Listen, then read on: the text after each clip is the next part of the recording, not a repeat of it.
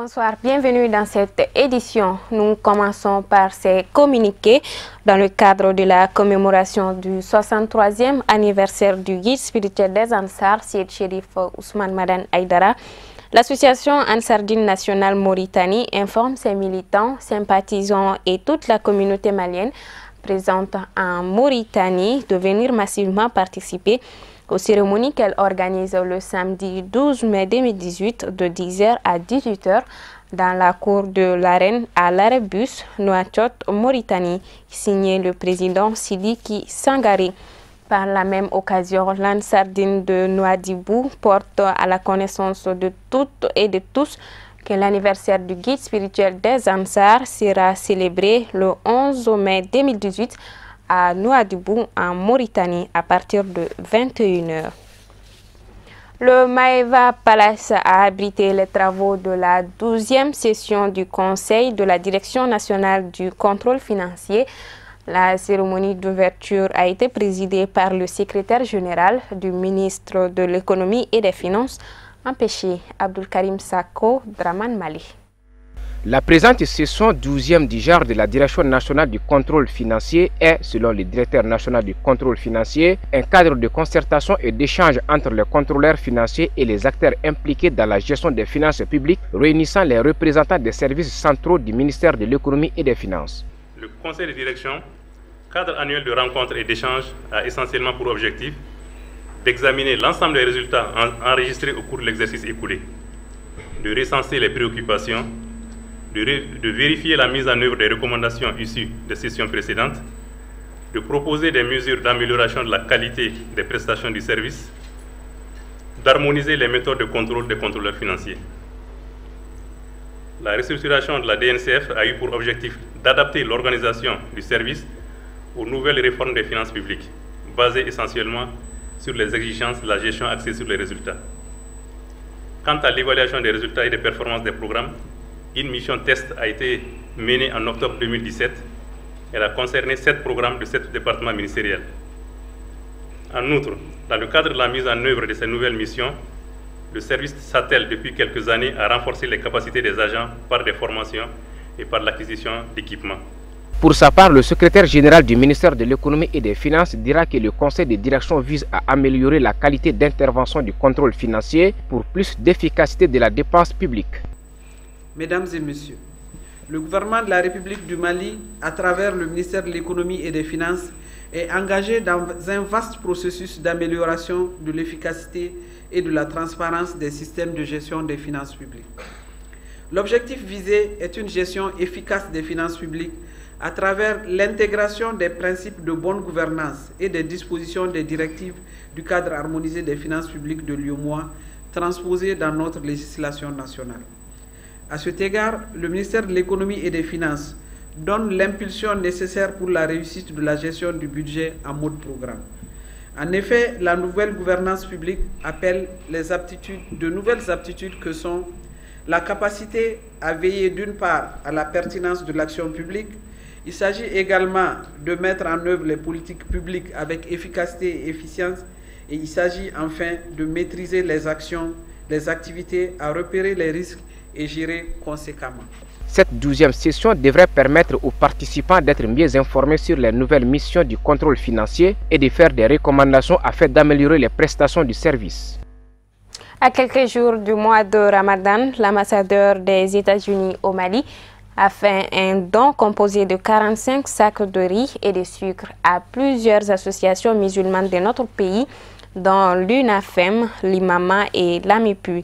Lors de cette cérémonie qui s'est déroulée le jeudi 10 mai au Haut Conseil islamique du Mali, l'ambassadeur des États-Unis au Mali a déclaré, je cite, « Au nom du peuple américain, nous apportons ce don pour exprimer notre esprit de générosité et de compassion en cette période sacrée dans le monde et ici au Mali. » Fin de citation. Il est au micro de Amadoun Diallo et Seydou Niari. Et c'est un grand honneur pour nous de faire cette don à Ramadan, à le Conseil islamique. C'est un symbole de notre générosité de le peuple américain et franchement un symbole de la tolérance. Aux États-Unis, nous avons toutes les religions, islam, chrétiens, juifs, et nous devons accepter toutes les religions. Chez moi, aux États-Unis, pas loin de ma maison, nous avons une grande mosquée. Et chaque année, nous pouvons toujours célébrer avec nos collègues musulmans la grande fête de Ramadan. Ramadan Karim. Je suis très heureux de recevoir cette donation et ces salutations de la part de l'ambassade des États-Unis. Cette grande nation aujourd'hui qui a le leadership du monde, qui a montré son exemple dans la tolérance et dans le vivre ensemble. C'est une grande nation qui a toujours accompagné le Mali. Certainement, il y a des voix plus autorisées que la mienne pour magnifier la coopération, puis l'assistance, et le fait que le peuple américain, son gouvernement, l'ambassade est toujours aux côtés du peuple malien. Je remercie vraiment son Excellence pour ce geste au nom de toute la communauté musulmane du Mali. Je lui souhaite lui aussi bon Ramadan, Ramadan Karim. Dans le cadre des festivités de la célébration du 63e anniversaire du guide spirituel des Ansar, Seyd Cherif Ousmane Madane Aïdara, le comité des Ansar de Djalakorodji a organisé ce mercredi 9 mai une journée de salubrité au centre de santé de la dite commune. C'était en présence des responsables du centre de santé et des autorités communales. Fatoumata Kane, Abdoulaye Sogoudou.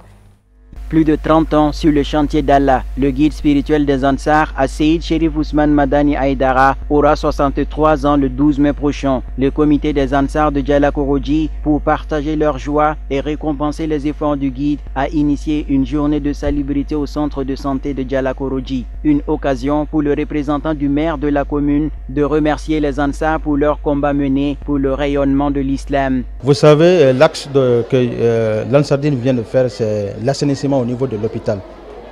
Ce n'est pas la première fois. C'est un acte constructif au niveau de la commune. Si vous voyez que l'Ansardine s'engage à chaque année venir donner son appui à l'hôpital, c'est dû à l'anniversaire de leur chef, le guide spirituel des Ansar, Seyd Cherif Ousmane Madane Aïdara. C'est à travers son anniversaire qu'ils sont venus donner leur appui. La mairie, au nom de M. Oumar Guéno, qui est le maire principal, on est fiers de recevoir l'association Ansardine au sein du centre. Vous savez que ce n'est pas la première fois que l'Ansardine vient en appui. Lors de la grande inondation qui a eu lieu à Djalakorodji, il y a eu mort d'hommes. C'est eux qui sont venus en première position, financièrement et matériellement aussi. Donc on les remercie infiniment. C'est quelque chose qui est souhaitable. Et on demande à toutes les associations au niveau de Djalakorodji de prendre l'exemple sur l'Ansardine. Le responsable du centre de santé de Djalakorodji a salué l'association des Ansar pour ce geste de bonne volonté qui contribue à promouvoir le développement socio-sanitaire. Les actions que l'Ansardine vient de faire, ça nous va droit au cœur. Parce que sinon on essaie de voir qui vient pour l'hygiène dans un centre de santé, vient pour la santé même. Parce que sans l'hygiène, on ne peut pas parler de la santé. Donc, ils sont venus commencer par l'hygiène, qui est le fondement même de la santé. Donc, on les remercie beaucoup. Ce n'est pas leur première fois de faire ce genre de choses. Chaque année, les Ansar viennent pour l'assainissement même du centre de santé. On les remercie infiniment.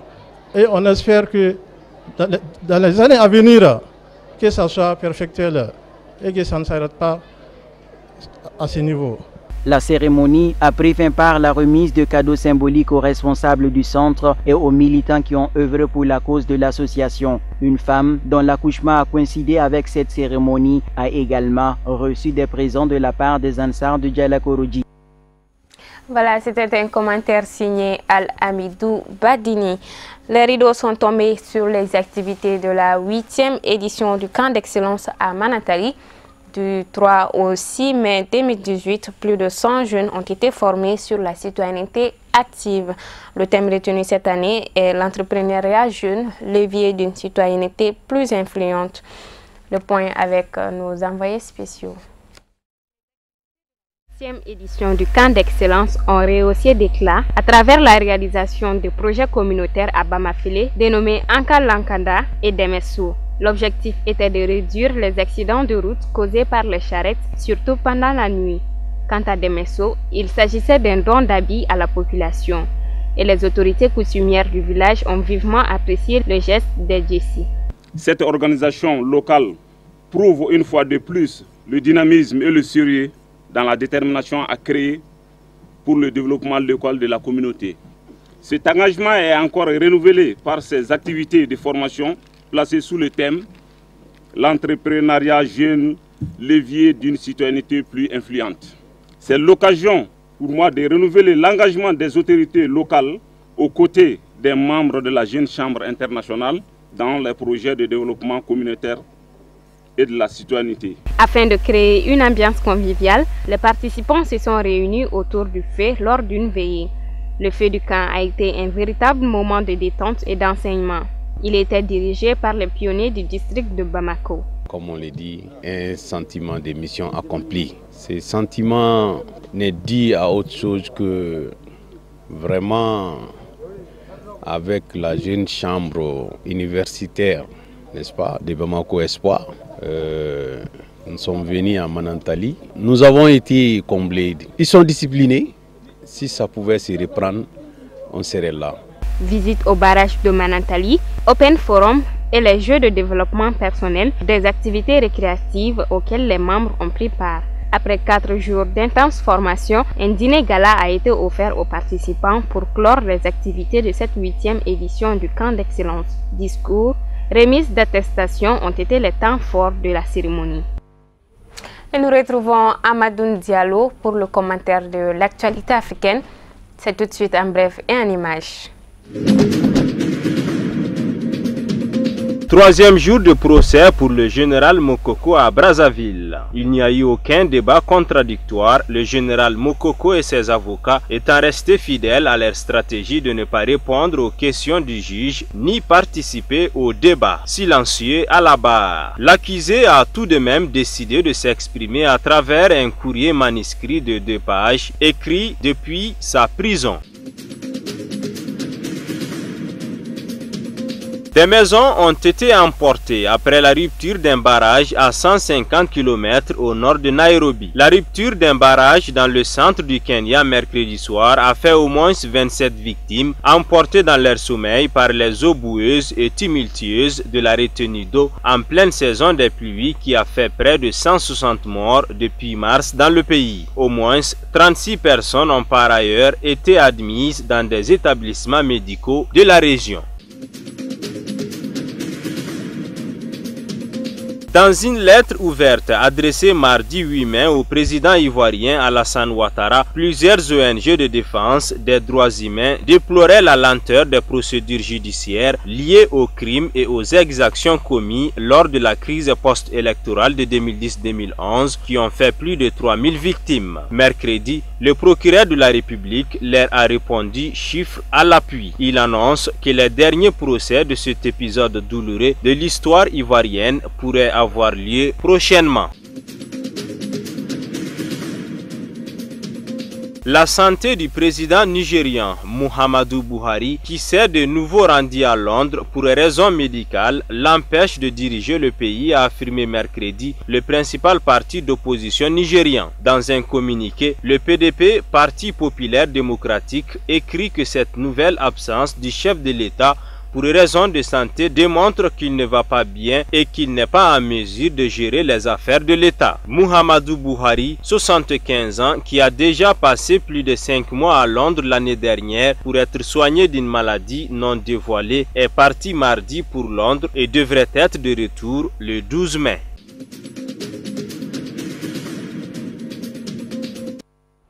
Sport football, l'équipe de football de l'Office de radio-télévision du Mali, ORTM, et celle de Chérif La Télévision se sont neutralisées par un score d'1 but partout. C'était lors des matchs gala marquant les festivités du 63e anniversaire du guide spirituel des Ansar, c'est Chérif Ousmane Madani Aïdara, le mercredi 9 mai 2018 au centre aéré de la PCAO. Et Chouf Koulibaly, Abdoulaye Sorodogo. Battue l'année dernière par un score de 2-1, l'équipe de Cherifila TV vêtue en vert et celle de l'ORTM en jaune se sont neutralisées par un score de 1 but partout. Après les cérémonies protocolaires, suivies de coups d'envoi symboliques de Sirakata Salamatao, président de la Fédération Ansardine Internationale FADI, les deux équipes s'attaquent sans passer par les rondes d'observation. Chose qui illustre sans ambiguïté l'engagement des deux formations. Malgré cet enthousiasme, les portiers ne seront pas inquiétés. 0-0, c'est le score à la mi-temps. En seconde période, l'ORTM affûte ses armes et déstabilise la défense des Verts de Cherifila et Ali Sissi en profite pour tromper la vigilance du portier. À la 42e minute, les Verts égalisent le score par le capitaine Youssouf Bagadjougou. 1-1. C'est le score final entre l'Office des radios-télévisions du Mali ORTM et Cherifila Télévision. L'année dernière, c'était sur le même terrain ici. Nous avons joué ensemble et c'était dans le cadre de, je sais pas, de l'anniversaire du guide, je crois bien. Et cette année aussi, c'est cette même occasion que nous sommes là aujourd'hui. Et c'est à travers une lettre adressée au directeur général de l'ORTM que Cherifila a invité l'ORTM de venir fêter avec lui l'anniversaire du guide spirituel. Donc c'est pour cette raison que nous sommes là aujourd'hui avec toute l'équipe complète de l'ORTM et le match a été très formidable et nous sommes tous contents. Je voudrais d'abord commencer par remercier le guide spirituel, son Excellence Chérif Ousmane El Madani, et lui souhaiter un très bon anniversaire, longue vie. Et dire également que nous sommes très honorés, l'ORTM est très honoré d'être associé pour la deuxième fois, pour la deuxième année consécutive à cette fête, qui est une fête entre frères, parce que nous avons les mêmes missions. C'est l'occasion de nous rencontrer l'espace des matchs de football, d'échanger et de se souhaiter bonne et heureuse année. Notre objectif c'était de gagner, mais en vrai dire, on a vu les gens de l'ORTM comme les gens qui ne jouaient pas au ballon. Mais franchement parler, ce qu'on a vu dans le terrain c'était différent. Donc il nous a menés au premier quart-temps, au premier mi-temps disons, mais à la deuxième période on a pu récupérer, on a égalisé leur but. Franchement parler, c'était bien. Comme c'est dans le cadre de l'anniversaire du guide spirituel, on lui souhaite vraiment tout le bonheur, que cette année soit l'année de bonheur, de succès. Donc c'est tout ce que je tiens à dire, quoi. Vraiment sur ce match, on est très content. Et on dit merci à l'ORTM, vraiment à tout le monde, à toute l'équipe de l'organisation, parce que je suis les représentants de la commission, mais il y a tout un staff derrière moi. Donc vraiment on dit merci à tout le monde. Et on est très content sur ce match parce que l'année dernière on a fait 2-1. Donc cette année on a fait 1. Donc on dit sur ce point à l'ORTM, l'année prochaine, Inch'Allah, on va gagner. Vraiment on dit merci et vraiment vivement l'année prochaine. Un sentiment de joie pour voir les deux équipes jouer. Bon, pour moi c'est un sentiment de joie parce que ça ne fait que rehausser la commémoration de l'anniversaire de notre guide. Donc ce que je souhaite ici, c'est que le match a bien commencé. Je veux que ça se termine dans un esprit apaisé. Bon, je leur demande, c'est la discipline. Parce que l'Ansardine, c'est une association très disciplinée. Donc je demande à ce que toutes les deux équipes soient disciplinées pour que la rencontre se termine dans de très bonnes discussions. C'est sur cette bonne note que cette rencontre symbolique a pris fin.